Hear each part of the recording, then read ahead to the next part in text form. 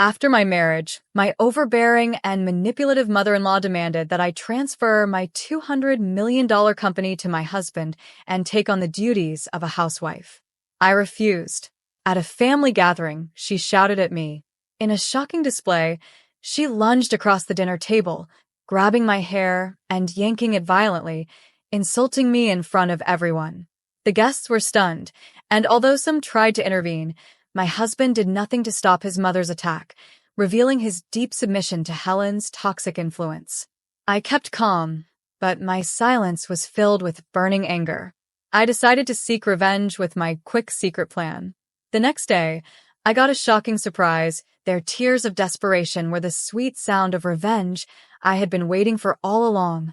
My name is Emily Lawson, and I've always believed that hard work and determination can carve out a successful life. At 35 years old, I am the CEO of a thriving company in San Francisco, valued at $200 million. I've poured my heart and soul into building this business from the ground up, and every achievement has been a testament to my commitment. I've never been one to focus on personal relationships. My work has always come first.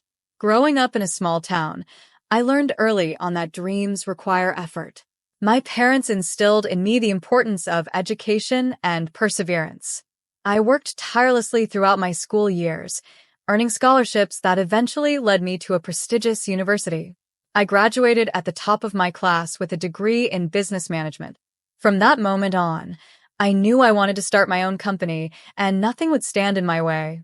For years, I dedicated myself to the growth of my company, focusing solely on building my brand and reputation. Late nights and early mornings were my routine. My friends often joked that I was married to my work, and they weren't entirely wrong. I found fulfillment in my career, in negotiating contracts, and in watching my dreams materialize. Love seemed like a distraction, something I didn't need. But that all changed when I met Mark Anderson. Mark was the son of William Anderson, a businessman whose company had a long-standing partnership with mine. Our first meeting was unremarkable, yet something about him intrigued me. He was handsome, with charming blue eyes that sparkled with enthusiasm. At first, I found his youthful spirit refreshing. He was 38, but carried an air of immaturity that made me smile. We hit it off during a business dinner, and I began to see glimpses of a different life, one that included companionship. As our relationship blossomed, I saw the potential for something special. Mark made me laugh, and we shared a passion for entrepreneurship. However, there was a shadow looming over our relationship: his mother, Helen Anderson. She was an overbearing figure in Mark's life, demanding and controlling. I dismissed my concerns initially, thinking I could manage the situation. After all, I was a successful businesswoman. How hard could it be to navigate a relationship with a man and his mother? Months passed, and we decided to get married. The wedding was grand, filled with family and friends. Mark promised me that he would support my career and my decisions. I thought I was marrying a partner who would uplift me. But soon after the wedding, I realized I had made a grave mistake. Helen wasted no time in making her demands known. It started subtly, a few casual comments about how a wife should prioritize her husband over her career. I brushed it off, reminding myself that I had worked too hard to let anyone dictate my life. But Helen's pressure increased with each passing day. One afternoon, while we were having tea, she bluntly stated, "Emily, you should consider transferring your business to Mark's name. It's what a good wife would do." I stared at her, shocked. "That's not possible, Helen.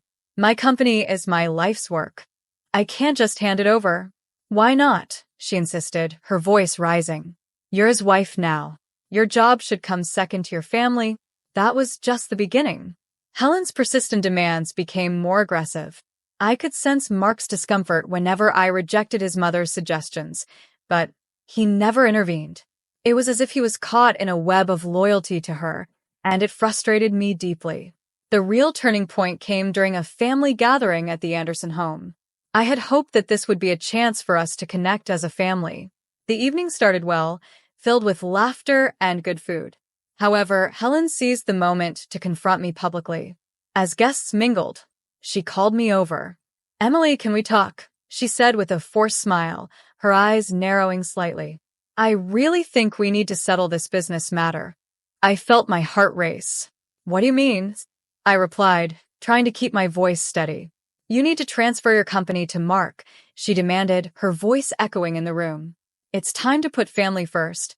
The room fell silent, all eyes on us. I felt the weight of the guests' stares. I cannot do that, Helen, I responded firmly. My company is my responsibility. I built it with my own hands. Her face flushed with anger, and before I knew it, she lunged across the table, grabbing my hair and yanking it violently. Gasps filled the room as I felt the shock of pain ripple through me. How dare you defy me, she shouted, her voice dripping with venom.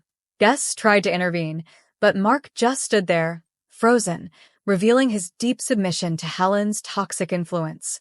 The humiliation burned inside me as I looked around, realizing the moment had escalated into something far beyond a simple disagreement. Despite the pain and humiliation, I kept my composure, fighting back tears. I wouldn't let her see me break. I silently vowed that this would not be the end of my story. I could feel the anger boiling within me, and it wasn't just for the attack.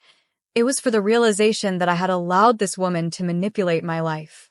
As I walked away from that gathering, I decided then and there that I would not be a victim. I would find a way to turn the tables and take back my power. The seeds of revenge were planted. I just needed the right opportunity. Little did they know, I was more than just a successful businesswoman. I was determined to reclaim what was mine and to teach Helen and Mark a lesson they would never forget. The next chapters of my life were about to unfold, and I was ready to fight back. After the incident at the Anderson family gathering, a simmering anger ignited within me. I had always prided myself on my ability to overcome challenges, and this humiliation would not be the end of my story. Instead, it would mark the beginning of a new chapter, one where I would reclaim my power and show both Mark and Helen that I was not someone to be trifled with. In the days that followed, I focused intently on my work, burying myself in my responsibilities. I wanted to distract myself from the humiliation, but I also needed to formulate a plan. I couldn't let this situation fester. My company had grown to $200 million not just through hard work, but also through strategic decisions. I needed to think strategically now. The first step was to gather information. I reached out to my contacts within the industry and began investigating William Anderson's company. I wanted to understand their financial standing and any weaknesses I could exploit. As I delved deeper, I discovered that their company had been facing difficulties for quite some time. The management was out of touch, and their sales had been declining steadily. It was the kind of vulnerability I could work with.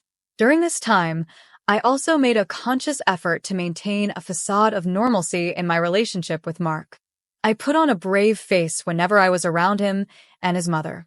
Mark would often talk about how proud he was of his family's legacy, and I'd nod along, hiding my true feelings. It's important to support family, I would say, trying to blend in. Meanwhile, inside, I was plotting a course that would change everything. I began to network more aggressively, attending events and seminars where I could connect with influential figures in the business community. I was building alliances and reinforcing my reputation as a formidable businesswoman.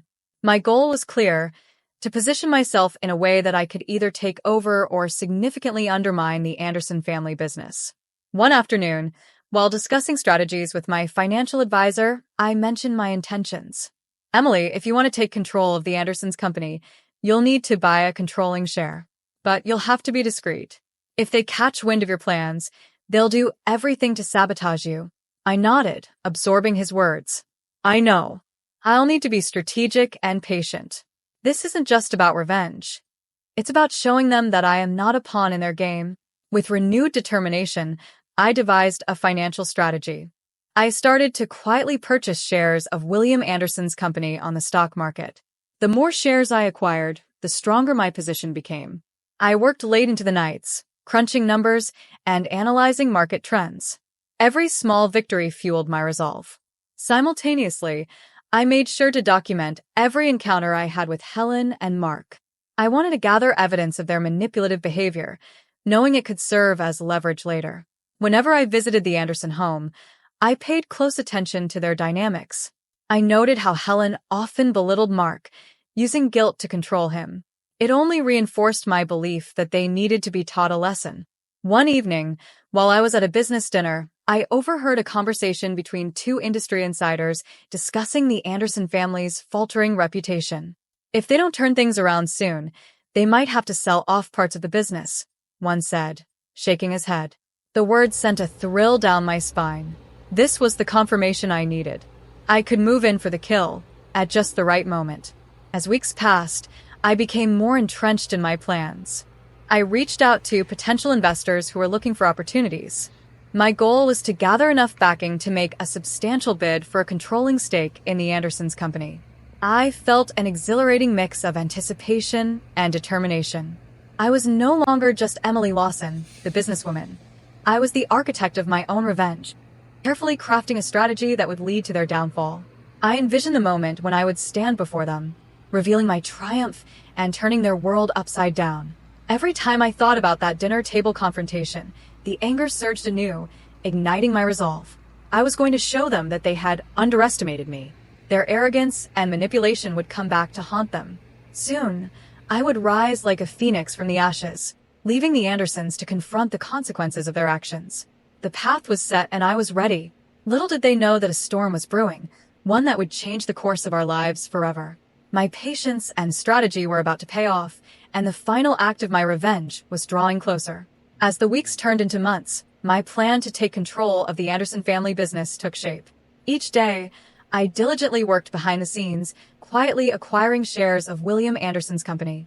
My financial advisor guided me through the intricate process of building a stake that would give me the leverage I needed. I felt an electric thrill each time I received updates on my acquisitions, knowing I was one step closer to my goal. Meanwhile, I maintained my facade around Mark and Helen. At family dinners, I forced myself to engage in lighthearted conversations, even as I mentally prepared for the moment I would unveil my plans. Mark remained blissfully unaware of the storm brewing just beneath the surface. He often praised his mother. "You've built a great family legacy, Mom. I hope to keep it going," he would say, and I would nod, suppressing the urge to roll my eyes. One evening, during a particularly lavish dinner at the Anderson home, I felt the tension rising. Helen, dressed to the nines, was in rare form, boasting about her family's accomplishments. "Our company has always been the leader in this industry," she proclaimed, her tone dripping with superiority. "But with the right vision, it can go even further." I smiled politely, my heart racing. "Yes, Helen, but a vision must adapt to the changing times," I replied, knowing the words held deeper significance. I wanted her to understand that her outdated views were about to come crashing down. That night, after the guests had left, I found myself alone with Mark. He poured us both a glass of wine and casually mentioned how proud he was of his family's legacy. "It's a big responsibility, but I know we'll keep it strong," he said, confidence radiating from him.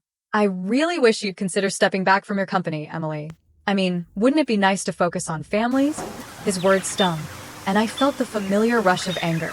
"Mark, you know how important my company is to me. I won't just give it up," I said, trying to keep my tone steady.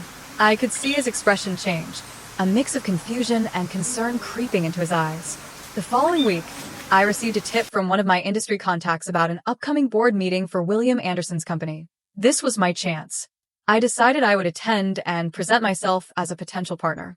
I knew this would send shockwaves through the Anderson family, especially once they learned that I was no longer just the wife of their son, but a formidable player in the business world. On the day of the meeting, I arrived early, my heart racing with excitement. The boardroom was filled with stern-looking executives, and I took a seat at the table, confident and poised. When the meeting began, I introduced myself, keeping my tone professional but friendly. "I'm Emily Lawson, and I believe I can offer your company a fresh perspective," I stated, noting the surprised expressions around the room. As I presented my ideas, I could see skepticism on some faces, especially among those loyal to Helen. But I also noticed intrigue. I highlighted how my company could benefit from a merger and the advantages of innovation and adaptation in a rapidly changing market. The more I spoke, the more I could sense the shift in the room. After my presentation, I could feel the tension building. Helen, who had just entered the room, looked furious. "What is this?" she demanded, her voice sharp. You're not in a position to make demands, Emily. With that, I felt a wave of confidence wash over me. Actually, Helen, I believe I am, I replied calmly, meeting her gaze without flinching. You see, I now own a significant portion of your family's company, and I'm here to discuss its future. Gasps filled the room. The stunned silence that followed was almost deafening, and I knew I had them exactly where I wanted. Mark's eyes widened, his mouth agape as he processed the revelation. It was the moment I had been waiting for, the moment to turn the tables and show them that I would no longer be a pawn in their game. The stage was set for the final act of my revenge, and I was ready to make them confront the consequences of their arrogance. The balance of power was about to shift dramatically, and I couldn't wait to see their reaction. The atmosphere in the boardroom turned electric as my revelation hung in the air. I could see Helen's face turn an alarming shade of red, her composure slipping away. "This is unacceptable," she shouted, her voice rising. "You have no right to interfere with our family business." But I stood my ground, a calm smile on my face. "Actually, Helen, I have every right. As a significant shareholder, I'm here to ensure that the company thrives. It's time for some changes, and I intend to lead them." Mark, still in shock, turned to his mother, trying to make sense of what he had just heard.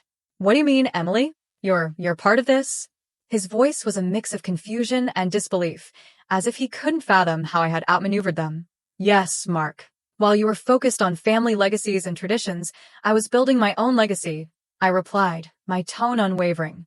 "And now, your family's business needs a new direction, one that embraces innovation instead of clinging to outdated practices." Helen's frustration was palpable, her fingers trembling at her sides. "You think you can just waltz in here and take over? You're nothing without my family's name," she retorted, her voice dripping with disdain. I leaned forward, my eyes locked onto hers. "That's where you're wrong, Helen. I built my company from the ground up, without anyone's help. I'm not just a name, I'm a force in this industry. And you've underestimated me every step of the way." The other board members were captivated, some exchanging glances of astonishment. I continued, addressing them directly. "If we want this company to survive, it must adapt. I propose a merger that will revitalize both our businesses. My expertise can guide us to greater success." As the meeting progressed, I outlined my vision, detailing the benefits of the merger and the strategic advantages it would bring. The tension in the room gradually shifted from hostility to curiosity. I could sense that I was gaining traction, and my confidence soared. However, Helen wasn't finished yet. "This isn't over, Emily. You think you can just take everything from us? I won't allow it." Her voice was laced with desperation, and I could see the wheels turning in her mind as she plotted her next move. "That's the thing, Helen," I said, my voice calm but firm. "I'm not taking anything from you. I'm giving you a chance to adapt and thrive. But if you refuse to accept reality, then you will face the consequences of your actions."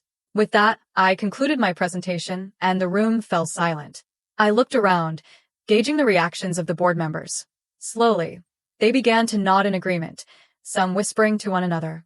I knew then that I had won them over. Helen stood, her face a mixture of fury and disbelief. "You'll regret this, Emily. You've made a powerful enemy today." She spat before storming out of the room. As she left, I turned to Mark, who still seemed dazed. "Mark, this is a new beginning for both of us. If you're willing to embrace change, we can build something incredible together." He looked at me, uncertainty in his eyes. "I don't know what to think right now, Emily. My whole world feels upside down." "Then let's turn it right side up," I replied, offering him a reassuring smile. "Together, we can make this work." In the following weeks, the transition was anything but smooth. Helen rallied against me, trying to sway the board and discredit my plans. But I was ready for her. I had anticipated her moves and gathered evidence of her past mismanagement, ready to present it at the next board meeting.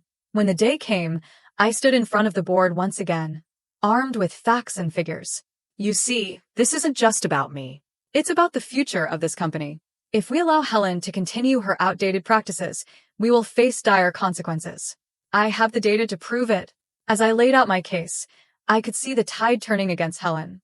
The board began to see her for who she truly was, a controlling, manipulative force that had stifled innovation and growth. By the end of the meeting, the board voted unanimously in favor of my proposal. Helen's reign was over, and I felt a surge of triumph wash over me. I had not only secured my position but had also paved the way for a brighter future. As I walked out of the meeting room, I couldn't help but feel a sense of empowerment. I had taken control of my life and my company, transforming from a victim of manipulation into a powerful leader. I was ready to lead this new chapter with strength and integrity, and I had learned that betrayal could lead to unexpected triumphs. In the end, I realized that true power comes not just from success in business, but from knowing your worth and never allowing anyone to take that from you. I had won the battle, but the war of business and resilience would always continue.